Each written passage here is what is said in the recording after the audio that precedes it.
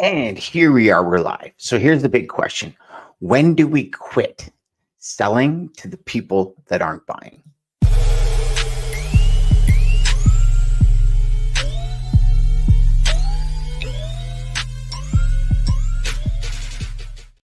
All right, my friends. So we're back and we are 2 weeks away from completing our book club Friday on When They Say No from Richard Fenton and Andrew Waltz, the definitive guide for handling rejection in sales.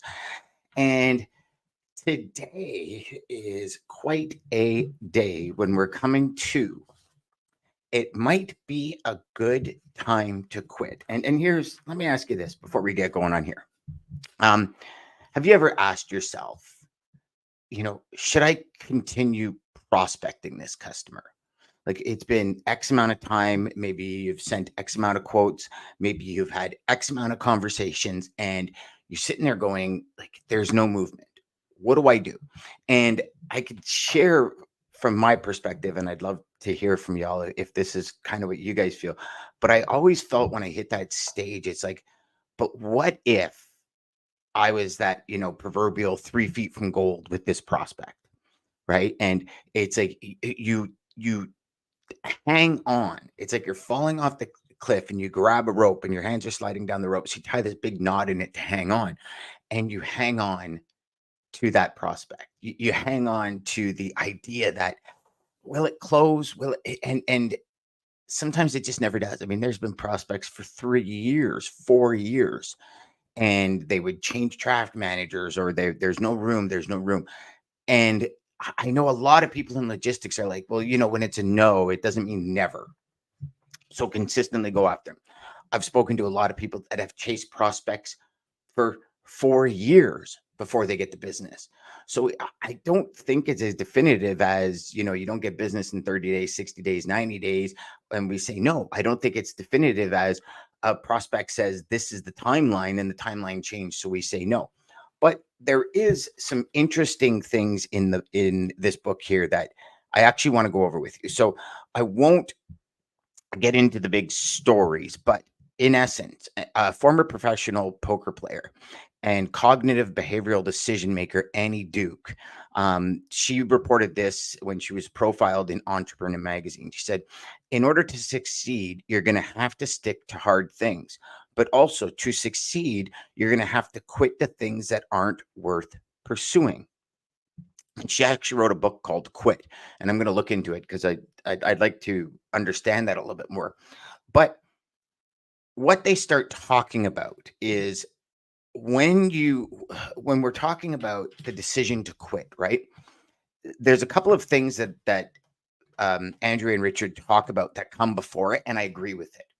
One of them is, are we really looking to disqualify a prospect when we first connect with them? And let me explain it to you this way. So if you think about it like this, often we say, hey, we got to qualify our prospects, right? Because if they're not qualified for what we're doing, what our superpower is, what our company can perform at the highest levels of, then we're kind of at a disadvantage because they might be looking for something we can't offer, right? So we talk often about this qualifying.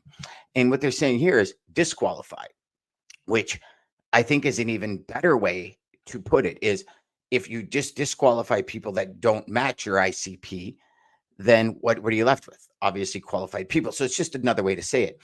And what Richard says here is like Andrea is in charge in their company. Andrea is in charge of all of the sales and marketing. So she actually calls up and she has 3 questions she asks. Each question is a yes or no question. So it goes back to kind of counterintuitive to what, or maybe not counterintuitive. It goes back to what we've been taught, like open-ended questions, open-ended questions, open-ended questions. Now, I think there's a difference between open-ended questions on your cold call and open-ended question on the discovery call. And I think there's 2 different things. And I guess I shouldn't even say cold call and discovery call. In your cold approach process and then discovery process, because we can actually get to discovery on the first call, right? But what he says is this. So what Andrea does is she's in charge of marketing in yours. She calls prospects to see if they may be interested in training materials or speaking services, right? So what her first series of questions to do, the first 3 questions, is designed to disqualify the prospect so she can move on to somebody that's qualified. And I think this approach is pretty much mandatory in our day and age, especially where we are in the industry. So for example, what Andrea says, because Andrea and Richard, you got to understand their company, they're going in to give presentations to teach sales teams how to improve and all that. So the first question is, does your company have in-person or Zoom sales meetings? Now, if the company says no, we never do sales meetings, she doesn't go any further, because she goes in to say, why am I going to try and convince somebody that doesn't believe in doing sales meeting to do sales meetings? So she says, okay, thank you very much, and says no. So she just disqualified that prospect. And there's a couple of things with this. Okay. So I look at it and I say, okay, do you, if you're going in on your one channel approach and you're saying, okay, well, we do this area to this area, or this lane to this lane, if you're an asset-based company, right?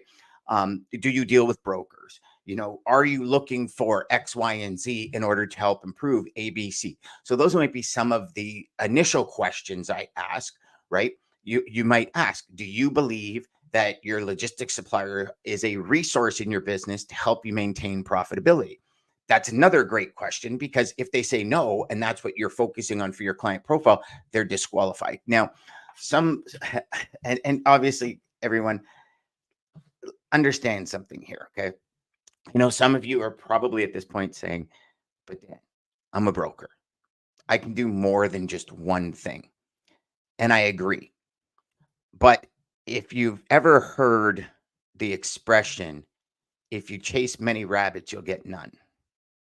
But if you chase one rabbit, you'll probably catch it. And so I look at that and I say, when I'm reaching out cold, what's the rabbit I want to chase? Do I want to chase a personality trait? Do I want to chase a desire?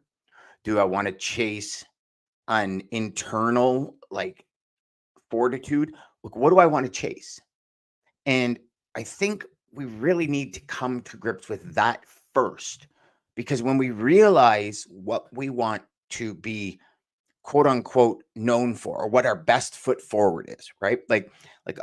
Another perfect example. I have a real hard time working long term and providing tremendous value with companies that don't see us, the logistics professional, as a resource. And this is not an ego thing. It's just, I enjoy sending my customers material, information, data. I enjoy talking about it.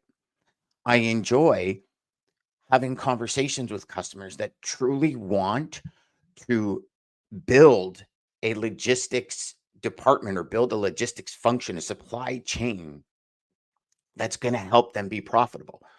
I want to work with customers that are going to let me be part of the construction, instead of saying, hey, do this, this, and this. And then we as logistics professionals say, you can come into I asked you to do it, you do it. And then all of a sudden problems hit, and there's all these whirlwinds that you could have solved.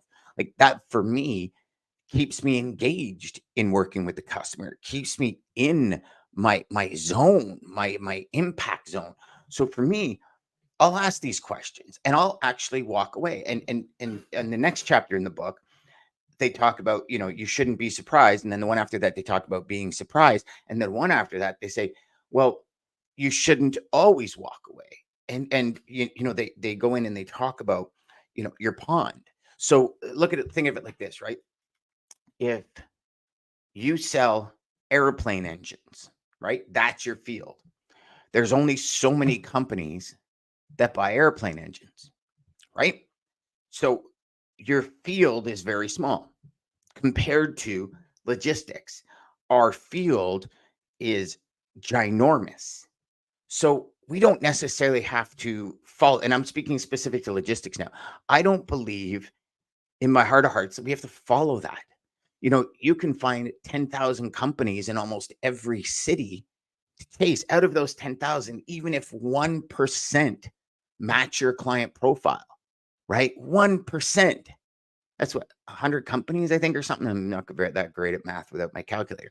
But you do that by all the states and all the provinces in North America, you got a really good customer base, even at 0.5%, right? You got a great customer base. And so for me, that pool is astronaut. It's like infinity and beyond. And so I don't believe that we have to work with people that we don't necessarily want to work with, that don't really match us. And here's the secondary part to that. Um, you're not doing them any favors either, because if in the end everybody's just going to switch out in a month or two's time, we're just wasting everybody's time. So sorry about that, kind of off track there. So that would be the first question. If the answer is yes, I do believe, then we move on to the second question. And Andrea says, do you hire speakers and trainers from outside your company? Now, what they say here is, see, she has no interest in investing time trying to convince somebody to change the way they operate. It's too consuming and usually very little likelihood of reward. So I bring this back to the prospect that has a list and says, well, I send a list out to X amount of people. And, if you get the right quote, you get on the list. And I often say to people, then clarify that, right? So if I get a couple of loads and you love what I'm doing, is there an opportunity for it not to be on the list? And if the answer comes back no, then you have to identify if that's even part of what you want, or do you just disqualify them, right? Do you call it quits and move on, right? And then Andrew goes into a third question. Do you have a training budget of at least X? Now, this is where it gets a little more, I'm going to say a little blurry, the way I see it anyways, in logistics, right? Is if you have the numbers to lanes, meaning so let's say you're an asset-based carrier, okay? So do you do ship from this point to this point? Yes. Okay, great. Are you interested in having a conversation or looking to see if a supplier can help you create that triangle with the customers that I have that will, obviously match up with your freight? So in the end, when the market turns, you don't have major rate hikes because we're already got it. You were not in the spot market. You're not dealing with, yes. Okay. Now, does $2,700 sound good to you on that lane? Oh no, we pay 2,000. Thank you very much. Have a great day. So you went through 2 layers, and then that third layer was, okay, thank you very much. I mean, I'm not, anyone that drops $700 on a rate, A, you were probably being too greedy in the beginning, and B, what does that do to your credibility, right? So for me, I look at it and I say, I'm actually going to change my approach, and I'll let you guys know what happens with it, but I'm going to go to a 3-tier approach, and I'm actually going to hit the 3 tiers in a sentence or two. To try and see if I can even increase my disqualifying time. No, it'd be increase. So yeah, no, decrease. Sorry. So instead of taking like a minute, can I get it done in 30 seconds? Can I get it done in 45 seconds? And then I take that by my 50, 60, 70 calls a day. And now all of a sudden I've saved a ton of time, right? So they go on to say, when this happens, it might be a blessing. And it was a long story. But only time will tell if it is a blessing. And I think that's right.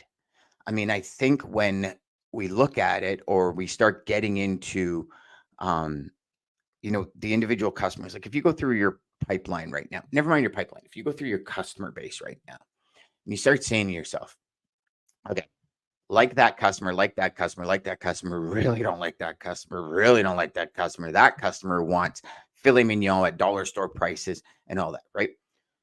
And if you go back to the sale, I think you're going to realize that you're not surprised with the results. Like if you go back to the beginning, when you first started prospecting this person, I think you're going to realize that the signs were there, like the red flags were there. I think we all get red flags. I think a lot of the time as salespeople, we tend not to listen to the red flags because we see the volume or we think the commission or whatever, but there's huge red flags, right? So it says they talk about when they said you shouldn't be surprised. They talk about Zig Ziglar. Every sale has 5 fundamental hurdles that need to be jumped. No need, no money, no hurry, no desire, no trust. So I look at it and I say, no need. Do they really need another supplier right now? Okay, so that's where I see it being a no, being not now. Because maybe they don't need it now, but when the market turns, do they need it? No money. Are we too expensive? Right? No hurry. No issue with the capacity right now. Right? We're facing all of these right now. And these are common objectives that you hear, right? No desire to use any of my time and energy to switch, right? So no desire for the product and no trust. I know the people that I have in my system now. I don't know you. See, these all 5 actually pertain really well to our market at this present time. The question is, no need at the moment, too expensive at the moment, no hurry, no issue with capacity at the moment, no desire to use time and energy to switch at the moment, or no trust because we haven't built it yet. So those are your 5 key frames that you should be actually looking at, right? So they go into other things. We're happy with our present supplier, and they teach. This is actually one really good thing. I often do it with a story log. I often do it with a rebuttal log, but an objective log, injection log, objection log. That was a difficult one on a Friday morning. So they go into like, we are happy with our present supplier. Your widget won't work with my widget. We have no money to invest right now. I heard bad things about your company. I don't want to get locked into a contract. We only work with vendors we know. We can switch that to we only work with asset base, or we only work with brokers. I've had bad experiences with brokers or people from Canada or whatever. I get a cheaper model from your competitor. I'm dealing with one of your competitors and they're giving it to me cheaper. I need to talk to my boss, team lead, before I decide. I'm not ready. It's not a priority. So I highlighted 4 of these. We're not happy with our present supplier. We only work with X. I've had bad experiences with XYZ, and I'm not ready. It's not a priority. So for me, those are kind of the 4 that any sales rep right now should be prepared to answer. And I think when you say prepared to answer, just really understand, like, what would you say if somebody says right now, we're happy with our present supplier? And for me, the one big thing that I've always said when they said that is I said, you know what, if you can, like, I'm a huge learner. I love learning. What is it your present supplier does so well that you don't even want to hear another option that's out there? See, to me, that's a great way to come back from that objection. So, and here's the thing is, I am very interested in what it is that makes that supplier good, because if I can glean a little bit of that of gold, I can figure out a way to implement it with my present customers. And if I implement with my present customers, am I going to help them out more? Is it going to add to my overall ability to serve that client? See, this is the big thing. This is where we don't necessarily dive into. So we only work with asset-based companies. That's very interesting. I'm hearing a lot more about that. If you wouldn't mind sharing with me, why is it that you only deal with that? Was it like a bad experience and I let the prospect share? And I'm figuring out why. Now, if I'm a broker and their mandate is they only deal with asset carriers, as soon as I get the answer, I'm going to end the call, because I'm not going to try and convince somebody that has a corporate mandate to only deal with asset-based carriers. But you see, this is why I asked the question. So if the person says, well, I only deal with asset-based carriers, I'm like, that's interesting. I'm hearing that a lot more lately. Why? Like, is there something that happened at your company, or is there a performance thing that you feel an asset side would be more beneficial than a brokerage side? Now, I'm just asking that question to gain insight and knowledge for myself. I am not going to try and convince this person to switch their process in the company. It takes too long and it's not profitable. Right. So that would be a disqualifying question. When they say, I've had a bad experience with brokers, right? How many of us have heard that in sales all the time? Right. Really, if you wouldn't mind sharing, because, obviously there's a lot of people in the industry, in every industry, that make it look bad. I mean, look, and a perfect example I always use is, you look at used car salesmen. They've, for centuries, from as long as I can remember anyways, they've had a bad rep. But you know what? I've bought some pretty awesome used cars. Want to share? And you never know.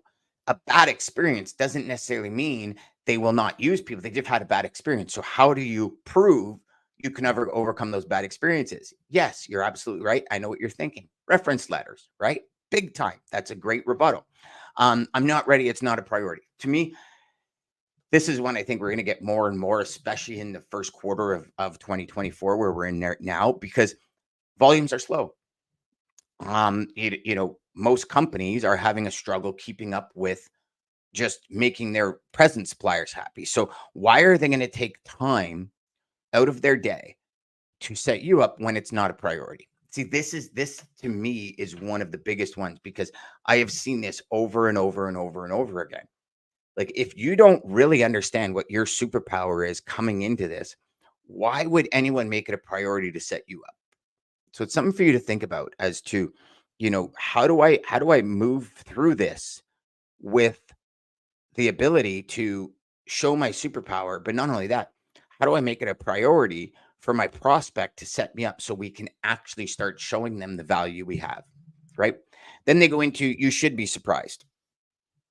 Right. So this talks about, okay, so if you qualify them, they have everything you want. You agree that what you offer is ability for them. You're 100% certain, then you ask for the sale and they say no. You should be surprised. But he says here, based on everything you've told us, so here's the rebuttal is when it's no. But when this happens, we respond as follows. Wow, we're surprised. Based on everything we've talked about, it seems we're a perfect fit. Can you please ask why you said no? And they actually make this it puts a prospect in a position to explain themselves, which very well may lead them to a yes. At a minimum, it exposes a true objection. See, and I think this is where, as salespeople, we sometimes forget that during the conversation, we might have missed something. Maybe we weren't listening intently. Maybe we misunderstood what the prospect was saying, which led us to an observation, a perspective that isn't in their focus. So we go through it and they're like, yeah, everything great, but no, because my real objection is ABC. So to ask that and expose your real objection, I think now you're actually starting the process of selling. This is where it starts. Then they go on and say, one of Andrea's most common things that I talk about, that she talks about when she's on the show, is next. Some will, some won't. So what? Next. Who's next? Who's next? And that's where we're going to end today. But it was, when we talk about that next, again, it's consistently sanitizing your pipeline, so you consistently have the highest ranked prospects in your pipeline. Now, that might mean you need twice as many leads in half the time, because you're disqualifying faster. And the faster you disqualify, I believe anyways, the faster you get to the people that are right for you and them, right? I've said it a million times. It's like any party you go to. You're going to connect with some people. You're not going to with others. You're going to meet people. You're going to get along. You're going to have similar interests, maybe similar music, like similar this, similar that. Some people you're going to meet, you're going to have a lot of things, similarities, and then other things you're going to be completely on opposite sides about. And that's normal. But the more similarities we have, the more we are congruent with our prospects, the better opportunity we have to actually make a sale and actually start serving that prospect. So I hope you enjoyed this. Next week, we're going to be finishing off this book. And then the week after that, so next week we're the 12th today. So we're the 19th. So on the 26th, we're actually going to have Andrea and Richard on the show to discuss some questions that I've written down in the book. And hopefully that'll help you guys. So in turn, go out there, make every call educational. And my friends, go out and crush your sales. We'll see you later.